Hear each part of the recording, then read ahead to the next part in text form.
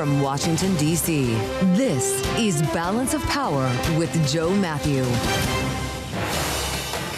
President Trump gathers his cabinet and the press. Welcome to the Tuesday edition as the president tries to reset the narrative today after moving to fire Federal Reserve Governor Lisa Cook.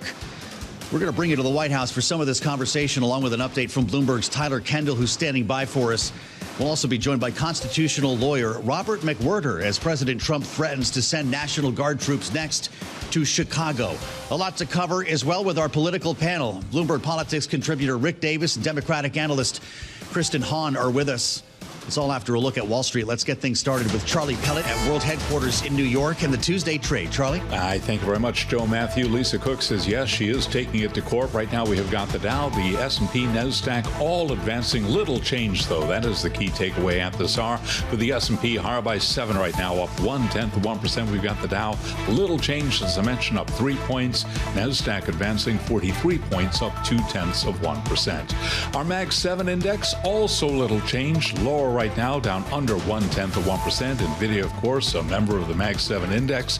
It ahead of earnings tomorrow, up now by 1%. The 10-year yielding 4.26%. The 2-year 3.68%. Gold up 0.5%, 33.83 the ounce. And West Texas Intermediate crude down 2.2%, 63.36 a barrel. Apple says it plans to hold its fall product launch on September 9th, when the company is expected to introduce an iPhone 17 lineup that will include a new, skinnier version of its signature device. Apple shares right now up by 0.3%. Balance of Power continues now. Back we go to Washington. Once again, your host, here he is, Joe Mathieu. All right, Charlie. We always thank Charlie Pellet here, starting us off with his look at Wall Street, and we'll have more on the Tuesday trade from Charlie Pellet a bit later on this hour. We've got our eyes on the bond market as well as the stock market following this Lisa Cook news, the president moving to have the Federal Reserve Governor fired. Of course, she's not leaving that easily, and her lawyer, Abe Lowell, has already said today he will be filing a lawsuit to challenge this move. It's unclear exactly what grounds the president would have to fire Lisa Cook, as she has not even been charged with anything. Allegations, yes, coming from the administration, but the DOJ criminal investigation into her mortgage applications is ongoing. The president has been speaking for almost an hour from the White House inside the cabinet room. He's gathered his cabinet secretaries, and they're doing a bit of a round robin, as we've seen basically on a monthly basis since the president has been in office, getting updates on the agencies that, of course, correspond here. When he starts taking questions from reporters, and Bloomberg is in the room, we're going to bring you there for this conversation. I will note the name Lisa Cook, I believe, has not been mentioned, correct me if I'm wrong, James, since this has begun. So we'll have reporters bring us to the news when that begins. To that end, Tyler Kendall, Bloomberg Washington correspondent, is on the north lawn of the White House right now to kind of bring us up to date on things so far. Tyler, we've had a flurry of headlines, the president talking about everything from furniture tariffs to Russia's war in Ukraine. What else do you have? Yeah, hey, Joe. Well, it really seemed that President Trump started his remarks in the cabinet room to tout his economic and industrial policies. As you mentioned, tariffs have come up a lot in this conversation. He name-checked some of these private sector companies, most notably related to automakers, including Ford and Stellantis, applauding their efforts to reshore supply chains, saying that that will help to bolster the U.S. workforce. Interesting to point out that he did note that he is expecting the next jobs report to show that government jobs are down, something that he applauded, and private sector jobs are up, in his words. Just to sort of drill down, it seemed like, from him on how this idea of reshoring supply chains, he says, is going to help the domestic economy. He also importantly pointed out that furniture tariffs are coming soon. Now, we knew that this is going to be happening. It's been widely expected after President Trump posted about it last week on Truth Social, but perhaps he put a little bit finer of a point on this, saying that they are going to be substantial as we wait to see what those rates are going to look like. I'll also put on your radar that President Trump did say that they are still in active negotiations with some of these trading partners when it comes to the trade framework, but that they did make progress with South Korea. The South Korean president was here yesterday, but interesting to hear the president highlight that he is working to get market access for U.S. agricultural products with our trading partners. And I bring that up because this has repeatedly been a sticking point in some of these negotiations, Joe, including South Korea, but also importantly with India. We know that this has really been a point of contention between the two trading partners, which have not been able to reach a more preferential rate when it comes to Indian exports. And of course, all eyes are on tomorrow when we are expecting those tariff rates to go up even higher when the Trump administration imposes its so-called secondary tariffs on India over imports of Russian energy supplies. As I mentioned, spinning a lot of plates today with the help of Tyler Kendall. Tyler, thank you so much for weaving all that together. Bloomberg's Washington correspondent will have more at the conclusion of the cabinet meeting as we try to have a better sense of where the president is pushing the agenda today. Some of us thought he would begin with remarks about Lisa Cook, but he's apparently going to wait for reporters to ask about this move, an unprecedented move. He would be the first president to fire a Fed governor if, in fact, this happens, with many questions about how that would work. And we'll continue to explore them a bit later on this hour, not only in this conversation with the President of the United States, but Kitty Richards from the Groundwork Collaborative is set to join us a bit later on this hour as well. There was a time we were using the term posse comitatus here on the program on a daily basis. That was when President Trump deployed National Guard troops on the streets of L.A., and there was a question about whether they may be deployed elsewhere, confounding many at the time. Because, of course, the idea behind the Posse Comitatus Act is that U.S. military troops cannot carry out civilian law enforcement actions.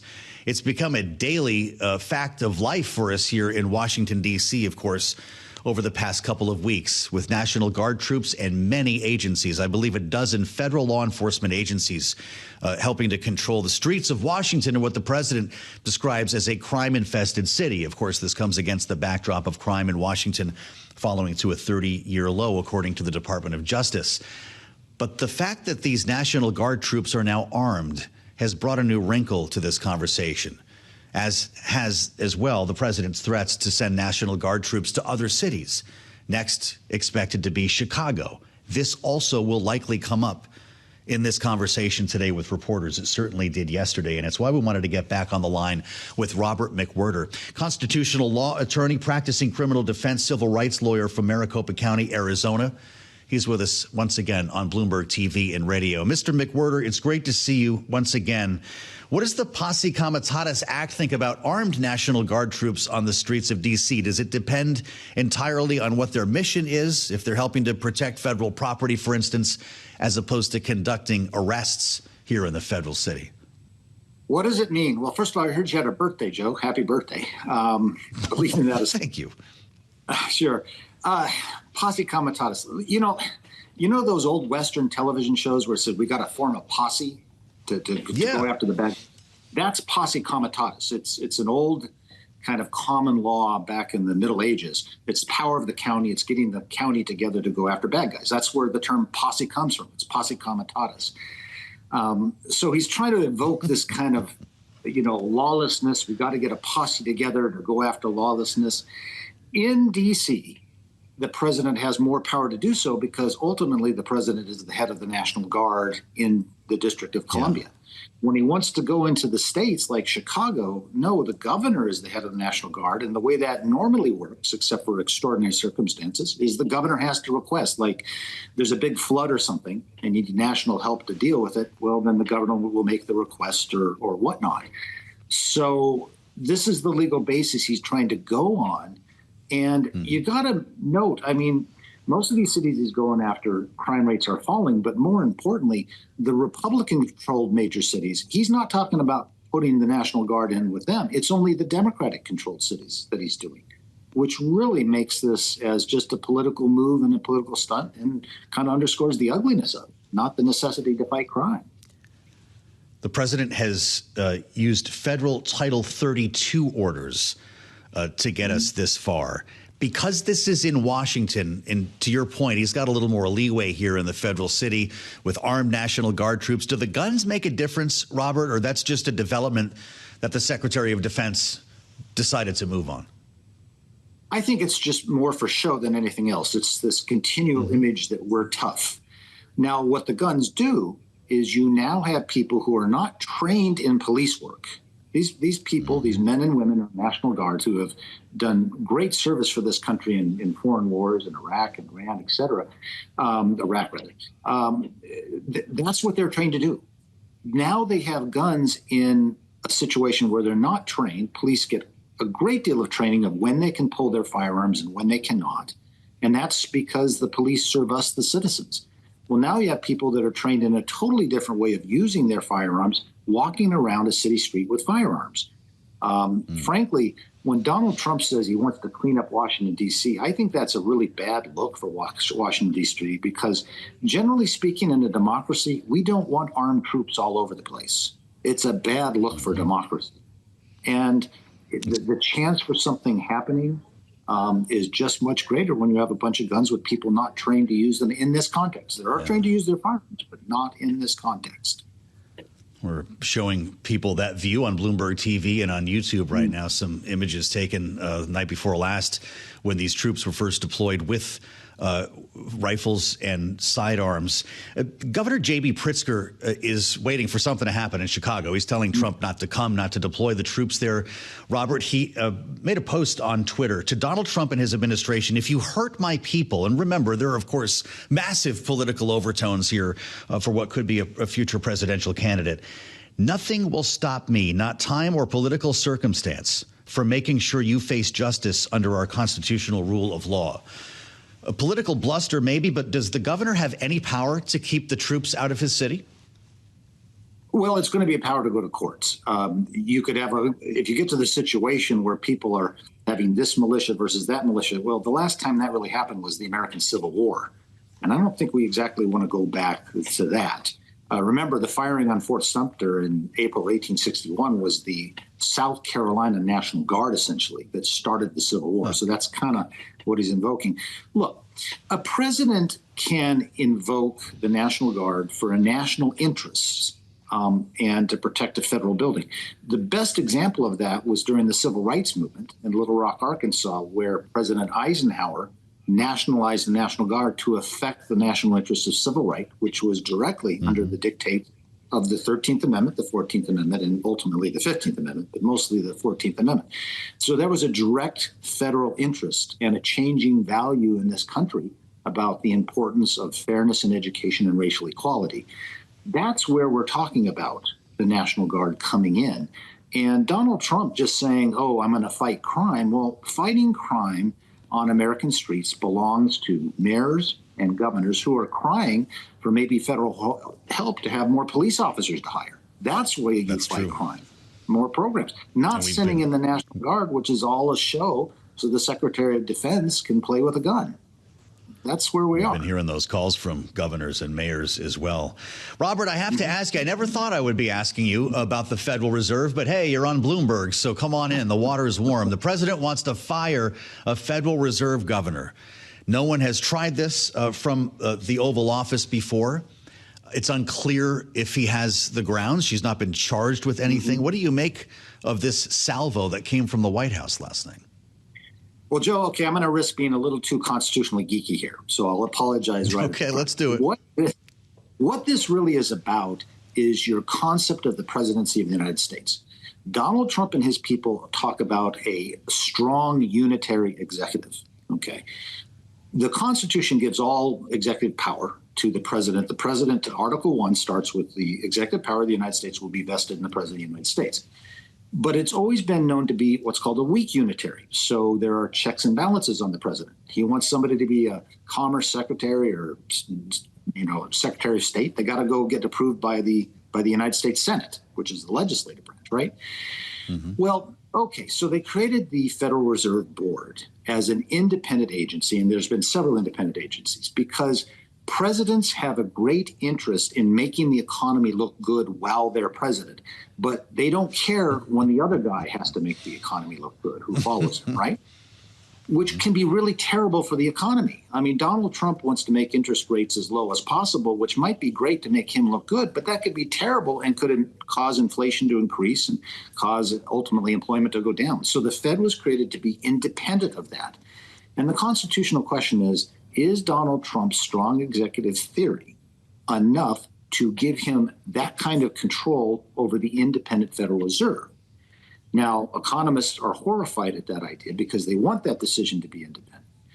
And I think the real question for Republicans who want to go after Cook just as an excuse, I think the case looks pretty protectual against her. But the real question is, if Barack Obama was doing this, would the Republicans like it? Because, you want to give the president all this power. Well, Republicans aren't going to always be in power. At least I hope not. And I hope Democrats aren't always in power because we have a better system when there's balance, right? Well, do you really want to Barack? All these people yelling about Donald Trump should have all this power. They were the same ones saying that somehow Barack Obama was having an imperial presidency because he issued an executive order related to DACA kids. So remember, every constitutional argument, you got to look at sauce for the goose. Sauce for the goose is sauce for the gander. And you want to argue your position in the Supreme Court? Well, just think if there's going to be another president there someday who you don't like so much. Do you really want him to have that power, or do you want what the framers intended, which is a constitutional system of checks and balances with a weak unitary executive, not a strong one? So that's the underlying geekiness. Fascinating.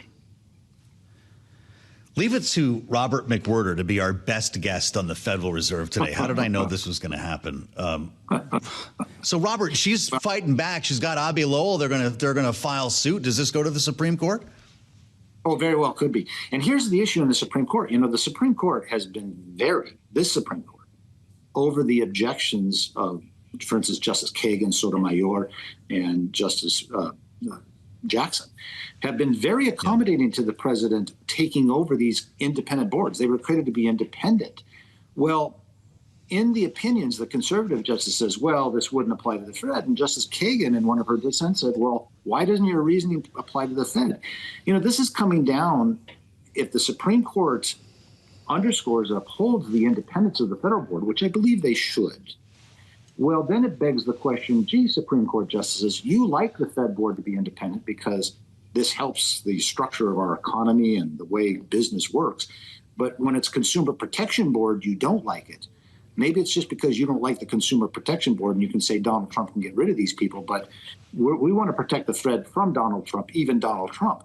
It makes these conservative justices on the court look pretty bad, but they should uphold the independence of this because the world needs an independent central bank for the greatest economy in the world, which still is the United States. And that's why people invest their dollars with their foreign money in U.S. dollars, which strengthens our economy, because we have an independent federal board. And 95% of all economists will tell you exactly what I just said.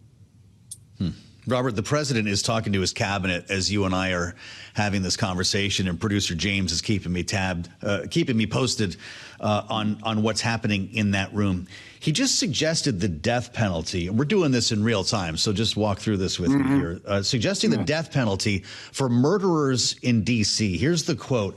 If somebody kills somebody in the Capitol, we're going to be seeking the death penalty, and that's a very strong preventative, and everyone that's heard of it agrees with it. Is this something he could do? Dubious. He would have to have an act of Congress. And I think the best response to that is, well, what about what happened on January 6th with his supporters who killed Capitol police officers? And maybe they should get the death penalty now. Again, let's go with sauce for the goose. You want to start doing that. The death penalty, if you look at it in terms of its efficacy, it doesn't reduce crime. There are too many human behavior connected with crime is far too complicated. People don't usually make that calculus when they're in the middle of a situation where death results or commit the crime of homicide. I have represented many people accused with homicide, and I can tell you none of them all thought that clearly at the time they were committing that act. So this is another get tough thing. Interesting. And what he's talking about with juveniles and any cash bail are just things that are going to hurt people and not make anybody any safer in the long run. All right, before you go, Robert McWhirter, you saw they've been setting up checkpoints here in Washington. ICE, it could be another federal agency, Department of Homeland Security, DEA in some cases. We're seeing officers identified. Tell our listeners and viewers what they should do if they run into one of these checkpoints in the District of Columbia. Well, you got a couple choices. What you have a right to do is say, I don't want to talk to you. I don't have to talk to you. I can tell you my name. If they ask what's your name, you're pretty much required to say that. But you don't have to give in to the statements. Remember, we have the Fifth Amendment to the Constitution, which says you not be compelled to incriminate yourself in any way. So you can say, go pound sand. The trouble with that, of course, is if you just want to get to the grocery store, you might not want to spend the next 3 hours messing around with some checkpoint. So you have the right to assert your rights, but there's going to be consequences if you do so. Ultimately, you'll not suffer it, but they can detain you, and that could really make your day a mess, right? So that's where we are. But you got to say something. Why are these DEA agents running around in Washington, D.C. when you have a fentanyl crisis in Arizona and DEA agents are being taken away from protecting America from the flow of fentanyl across the Arizona-Mexico border? It's a total reworking of priorities simply because he wants to try to get his deportation numbers up. And frankly, Biden's numbers are still beating him. Yeah, that's a very real question. Do I have to roll my window down if I get stopped at a checkpoint? Serious. What the law says is your information about your name is not constitutionally protected. Do you have to roll your window down? It's probably a good idea because they might do nasty things to you if you don't. Okay. There's constitutional rights, and then there's if you really want to, go ahead and get eggs and milk at the grocery store, right? But that being said, you have no constitutional obligation to incriminate yourself anyway, and you don't need to answer that question, are you a citizen? But of course, like I said, if you want to get to the grocery store, a lot of people just say, yeah, I'm a citizen, why? So we always learn a lot. It's an experience with Robert McWhirter. Great to see you again, sir. From the law office of Robert McWhirter, live on Bloomberg TV and radio. They're still going in the cabinet room, and we may well bring you back if this gets to questions and answers with the President of the United States. That's what we're interested in, moving the needle on policy, and specifically today, the story surrounding his attempt to fire Lisa Cook. The Cracker Barrel post, though, on Truth Social was quite remarkable. Remembering they rebranded the store, they took some of the bric-a-brac out of the restaurant. I don't know if the rocking chairs are still there. You go to the Cracker Barrel when you're on a road trip or something like that, you play the games, you hang out on the porch. I'm wondering if Donald Trump has ever sat on a rocking chair on the porch at Cracker Barrel, because he did get into this. There's been big backlash over the new logo. They took the old guy next to the barrel off the logo. President on Truth Social this morning, Cracker Barrel should go back to the old logo, admit a mistake based on customer response, the ultimate poll, and manage the company better than ever before. They got $1 billion worth of free publicity if they play their cards right, he says. Very tricky to do, but a great opportunity. Have a major news conference today. Make Cracker Barrel a winner again. Remember, in just a short period of time, I made the United States of America the hottest country anywhere in the world. 1 year ago, it was dead. Good luck! Exclamation point. Indeed, the company knows that it stepped in something here. It issued a statement just about 24 hours ago, saying in the last few days, you've shown us how deeply people care about Cracker Barrel. You've also shown us we could have done a better job sharing who we are and who we always will be. Yes, Uncle Herschel is no longer on the logo. You wonder if they bring him back along with the barrel as well. We are going to bring back our political panel as we wait to hear from President Trump. Maybe he'll get into this. It's a publicly traded company, after all. Rick Davis is Bloomberg Politics contributor, Republican strategist, and partner at Stonecourt Capital, joined on our panel by Democratic strategist Kristen Hawn, partner at Rokk Solutions. Kristen, what does it tell you when the commander-in-chief is obsessing over Cracker Barrel before he walks into a cabinet meeting like this, in terms of his frame of mind and ability to set the agenda? Well, first of all, I like you, was totally distracted in the break over the big news of the day, which is Taylor Swift and Travis Kelce getting married. So I'm reorient myself here. No, I think he's very distracted, and I guess it also goes to show, as a company, you never know when you're going to get in the crosshairs of the president of the United States, which is very interesting. And in some more serious ways, he's weighing in kind of like a socialist manner in some of our largest companies based here in the United States of America. So, as a comms person, I know that their team over at Cracker Barrel is probably been, spending overtime trying to figure out, how important this actually is and how much they need to pay attention to it. But, it's, you have a team of people as the president of the United States whose job is to, orient you and make sure that you have the information that you need and that you want going into meetings like this. But these are very, we've been waiting for big news of the day to come out and discussions to be had. And there's just a lot of rambling and not a lot of coherence to a lot of what he was saying, at least the opening remarks. So it's a little concerning. I'm just going to bet. Yeah, I'm going to bet Rick Davis has spent time on the rocking chairs at the Cracker Barrel. And Rick, a lot of people may not realize that is a publicly traded company, and Cracker Barrel is up over 5%. It popped on this news immediately. The president's talking about us. Is this good or bad to have the president of the United States weighing in on the marketing decisions of a publicly traded company? So far, it's actually helping the stock.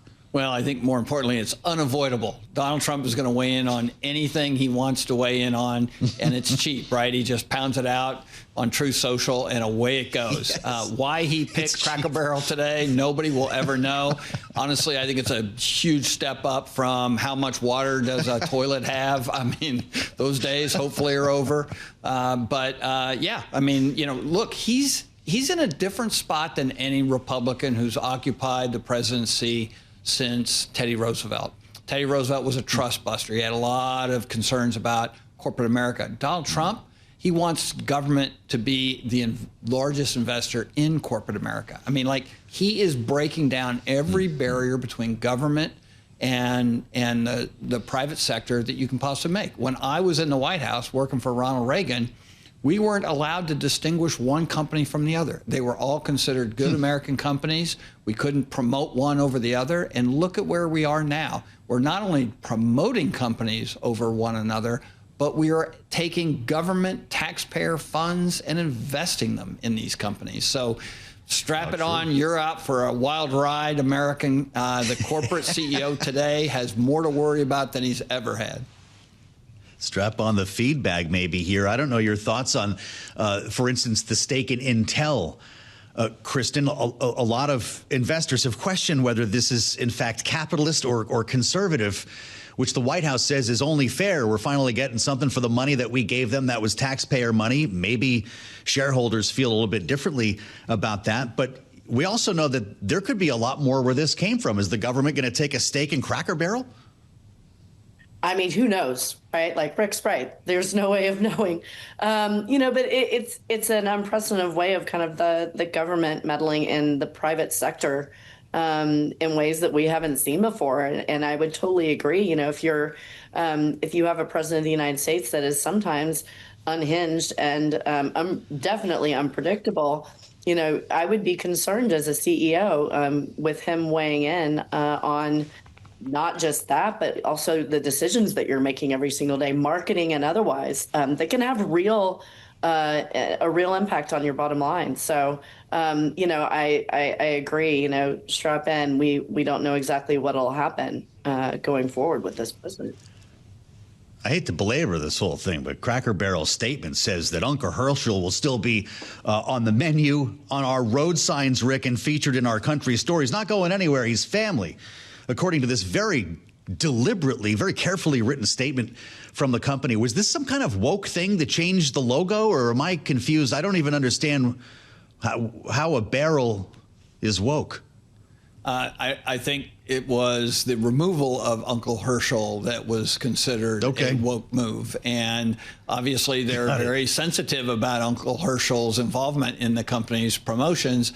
If I were them, like some of the other companies that have gotten into the target zone here, I'd immediately start getting actors to endorse my product and do little advertising, because they're on a roll right now. I mean, a lot of eyeballs going to Cracker Barrel. And now I'm actually getting hungry just talking about this. I think I don't know if there's one in Manhattan, but I'm going to seek it out right now. Man, if there is one in Manhattan, I need to know what neighborhood that decided to open a Cracker Barrel. Yeah, Cece has it right. Can't even be an old man anymore without being woke. I don't know where this is going, but it's something that we'll keep tabs on. We're going to go back into the cabinet room here in a moment, and it looks like the Secretary of Homeland Security is going to be talking. Kristen, it brings us back to our conversation we just had with Robert McWhirter. Big questions about whether the National Guard is going to be deployed in Chicago. Will that be the next city to see troops? I mean, it's certainly where it seems to be going. And I know that, we've all heard reports out of the White House that they've been focused on Chicago as the next city. And clearly the delegation and the governor are hearing the same thing because, you've seen their press conference, all united, the mayor, the governor, Senator Durbin, and other members of the delegation. So, I do think it is, but it's not the same as being in Washington, D.C., for the reasons we've discussed on this show a little bit earlier. So I think you'll see a lot of pushback from not just the elected officials, but some of the just folks in the communities.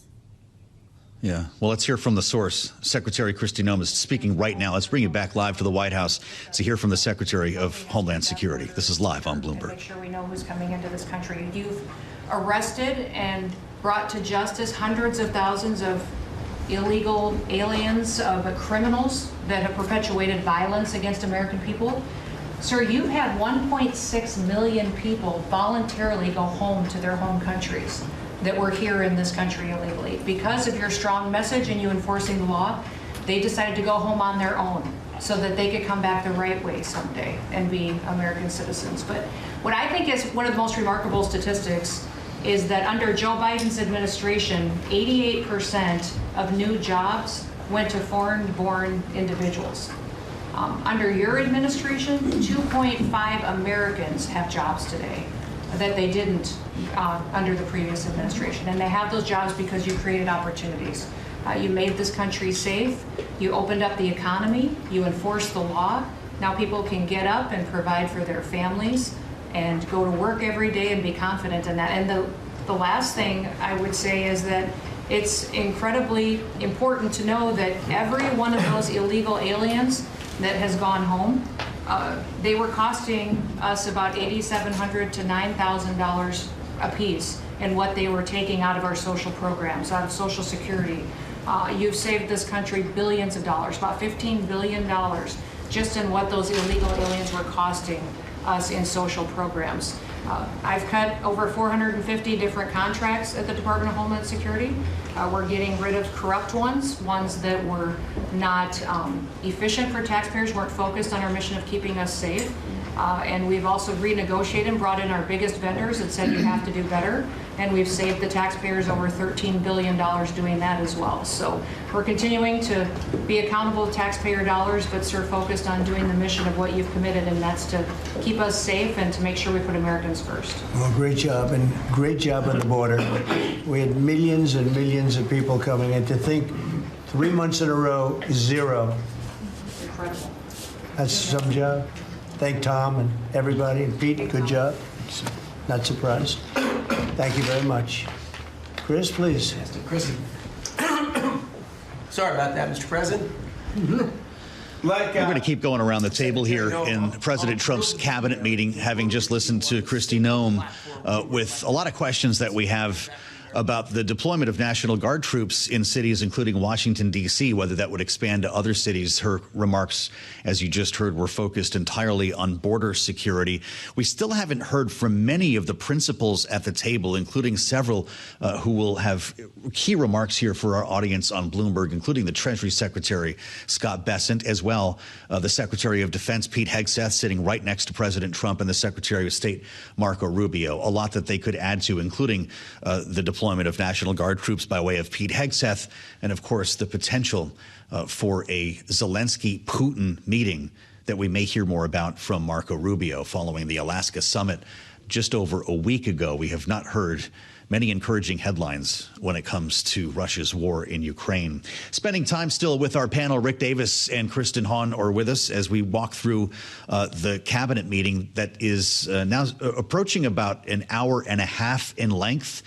These can be real stem winders, and as I mentioned, we'll rejoin that conversation when some of the principals begin speaking here. What's going on today, Rick? The president opened with the kind of a meandering set of pre-remarks, some written, some ad-libbed. He talked about the economy. He took a long turn on our military hardware, got into some geopolitics, and then started moving around the room with what, God forbid, I refer to as some tertiary agencies here. We haven't really gotten to the meat of any of the stories that have been driving headlines in Washington. Is that intentional? Is he trying to change the subject today, or is there something else going on?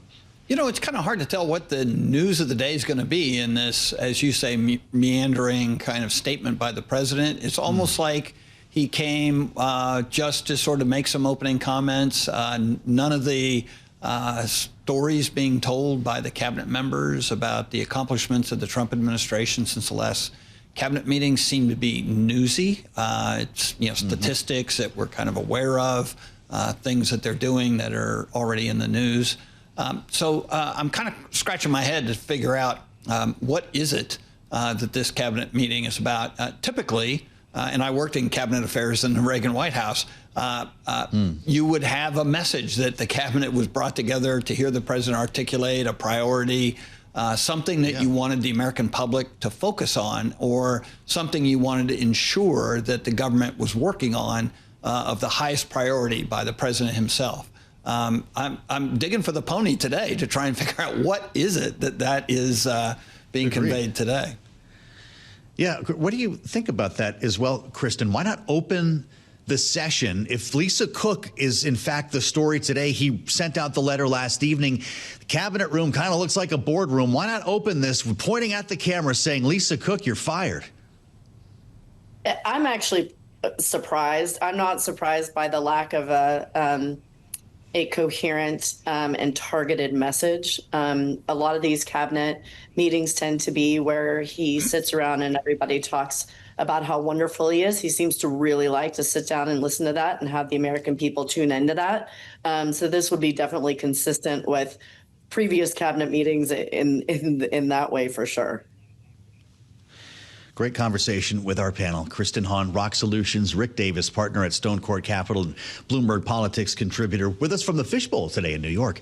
Thank you both for the insights. Shares of Cracker Barrel on the move. They're up still over 5% as Kitty Richards considers the benefits of the chicken fried steak at her local Cracker Barrel. She joins us now with a lot of questions involving Lisa Cook. The president says he wants her fired.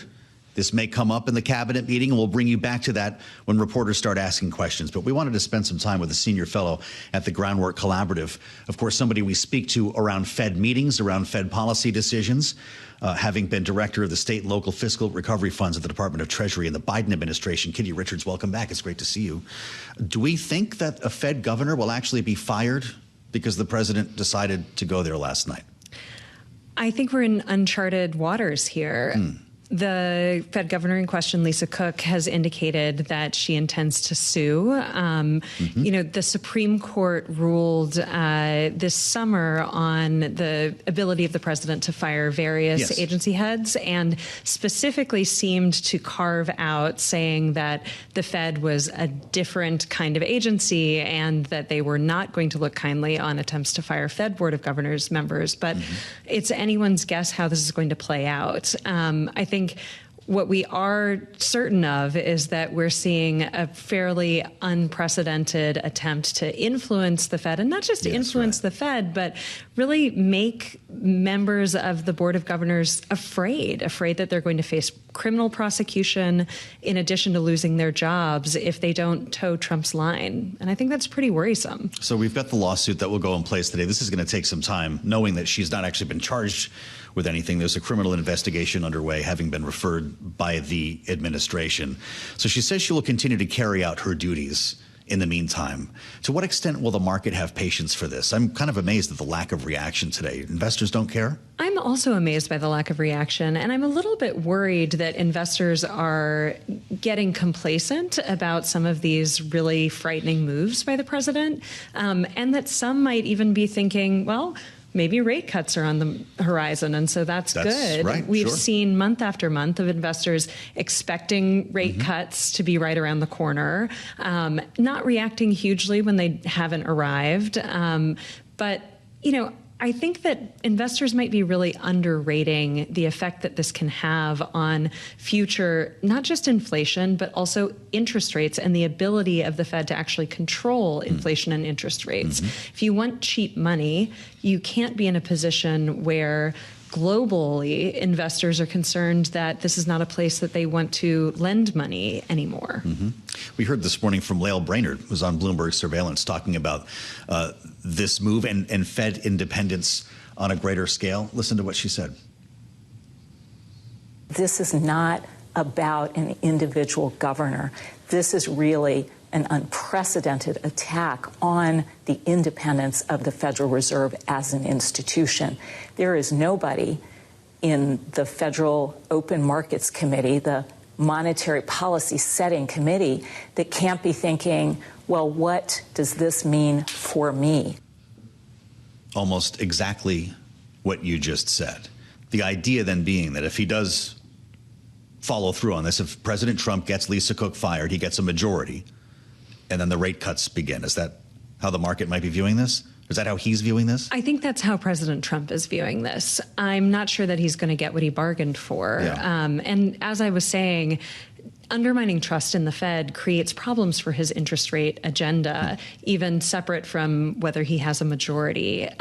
This is also of a piece with other things that the Trump administration has been doing and that President Trump has been doing on attacking and silencing critics, but also career civil servants. The firing of the head of the Bureau of Labor Statistics after a bad jobs day sort of kicked off this latest round. But across the board, we're seeing Trump put perception of what the economy is doing over actually supporting a strong economy that will deliver for American workers and investors. And I think that that is going to start causing real problems. It's interesting today in his opening remarks at the start of this cabinet meeting, he was trumping how strong the job market is, which would not be an environment calling for interest rate cuts, right? Can you have both? That is one of the unusual things about his approach. He is job-owning the Fed and now, threatening criminal prosecution, trying to pull down interest rates while also claiming that the job market is stronger than ever. That is not going to lead the Fed board to think that they need to move quickly to cut interest rates, especially when inflation remains elevated well above target, and there's a lot of uncertainty about the direction of inflation, given that it's ticking up, and the Trump tariff policies are really causing a lot of turmoil in the markets for goods. We're going to go back to this White House event in a moment, so I'll apologize in advance once the principals start speaking and the reporters get involved here. But what do you make of the reaction in the curve, the idea that longer-term interest rates actually go up in this scenario because people worry about a longer-term inflationary trend? I think that's a real risk. And in fact, by undermining people's sense of the Fed's independence, you can have a sort of self-reinforcing cycle there of inflation expectations go up, and concern that the Fed won't move to keep inflation in check, won't make data-informed decisions about what interest rates should be in the short term. That can all drive up long-run inflation and interest rates in a way that the Fed won't be able to control. What would happen if we did cut to the extent that President Trump is calling for? I think that the big lesson from what Treasury Secretary Bessent just said is also what we were talking about earlier, how eager the Trump administration is to say whatever will please Donald Trump and make it seem as though the economy is chugging along and, doing better than it's ever done before. When he talked about all of that additional tariff revenue coming in, someone is paying those tariffs, and it's largely consumers who were really depending on this administration to bring costs down as promised. And J.D. Vance said it's the companies and countries that have been taking advantage of us that are paying for the tariffs. That's just not how these things work. We've got retailers who have to pay more for the goods that they're bringing in. We've got reduced competition, which in theory could redound to the benefit of American workers, but that's a long-term thing that isn't magic. It would require strong labor unions and strong bargaining power for workers. And the Trump administration's been undermining that. But the thing I really want to focus on is Scott Bessent talked a lot about the big policy bill that the Trump administration pushed through Congress and talked about no tax on tips and some of the small popular pieces of the bill. He did not mention the $800 billion in cuts to health care for working American people. That is going to cause much more damage to the typical American's pocketbook and to their health over the long run than they're going to get from things like no tax on tips. Just lastly, no tax on tips. When this was first floated by the president on the campaign trail, we talked about it. And there was a thought that if this, in fact, becomes real policy, if this becomes law, it will essentially restructure the way many people are paid in those industries. Maybe they won't be drawing as many tips. Maybe their hourly rate goes up as employers try to gauge the difference here. Are we seeing that? And should workers expect any difference in their paychecks? If you look at the tip income distribution and the way that tips are earned, a thing to really understand about no tax on tips is it is a very, very small amount of money for your typical tipped employee. What we're really worried about is that this becomes a loophole you can drive a truck through for higher income individuals who are able to start recharacterizing their income as tips. Perhaps you and I should receive gratuities for our work. And that can be something that's very difficult to police, especially given that the Trump administration has had no interest in policing tax cheating by high income individuals. I feel like 20% for the anchor is pretty fair in this particular case. Yeah, cash, credit. You tell me, Kitty. You're the economist. I think we've covered some ground here. This is important. Kitty, thank you. Kitty Richards, Senior Fellow, Groundwork Collaborative, former official at the Treasury Department in the Biden administration. As we listen to the round robin here at the White House, we want to bring things to New York for Bloomberg Business Week Daily. They're going to carry the baton here and will likely carry you back into the briefing room or the cabinet room in this case, because reporters have been assembled. Press pool has been in there for about 2 hours now and probably has a lot of questions about a lot of stories, beginning with Lisa Cook. And you'll hear those comments when they take place here on Bloomberg. I'll meet you back for the late edition of Balance of Power at 5 p.m. Eastern Time. We'll review what took place in the room today and what the president is about to say about the Federal Reserve governor he wants to fire. Tim Stenivek, Isabel Lee standing by in New York for Bloomberg Business Week Daily. Take it away, guys.